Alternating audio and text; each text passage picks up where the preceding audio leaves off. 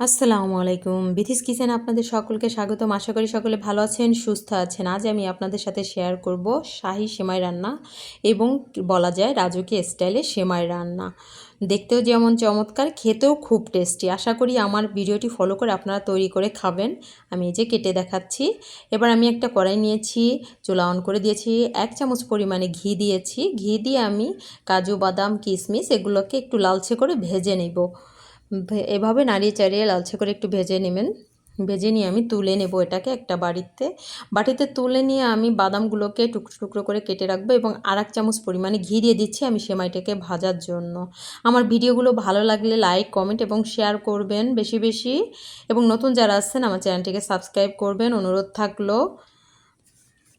এভাবে করে লালচে করে ভেজে নিয়ে আমি অর্ধেকটা পরিমাণে একটা কাচের বাটিতে তুলে নিয়ে এভাবে ছেড় করে দিচ্ছি। বাকি অর্ধেকটা আমি পরবর্তী লেয়ারটা ব্যবহার করব বলে রেখে দিয়েছি। এবার আমি আরেকটা কড়াই নিয়েছি, এখানে 2 কাপ পরিমাণে পানি নিয়েছি এবং 1 কাপ পরিমাণে গুঁড়ো দুধ নিয়েছি। নিয়ে আমি এটাকে ভালো করে জ্বালছি। কর্নফ্লাওয়ার নিয়ে নিয়েছি 1 চামচ, সামান্য পরিমাণে লবণ নিব, একটা এলাচ নিব একটু সেন্ট হওয়ার জন্য, এবং চিনি নিব আমি 1 কাপ পরিমাণে।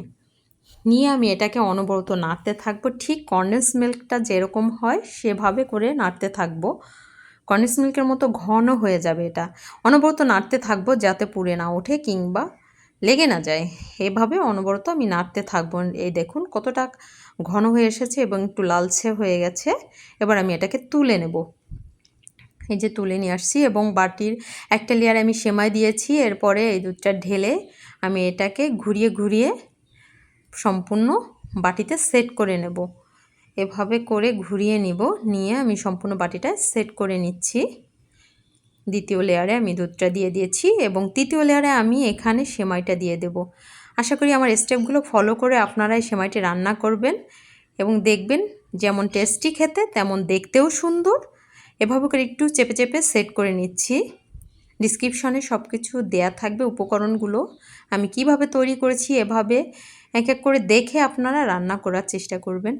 আমার ভিডিওগুলো ভালো লাগলে বেশি বেশি শেয়ার করে দিবেন এবং নতুন যারা আছেন সাবস্ক্রাইব করবেন। এভাবে করে আমি সাজিয়ে নিয়েছি এবং 20 মিনিটের মতো আমি এটাকে ফ্রিজে রেখে দিব ভালোভাবে সেট হওয়ার জন্য। আমি রেখে দিয়েছি। এবার 20 মিনিট পরে আমি নামিয়ে দেখাচ্ছি।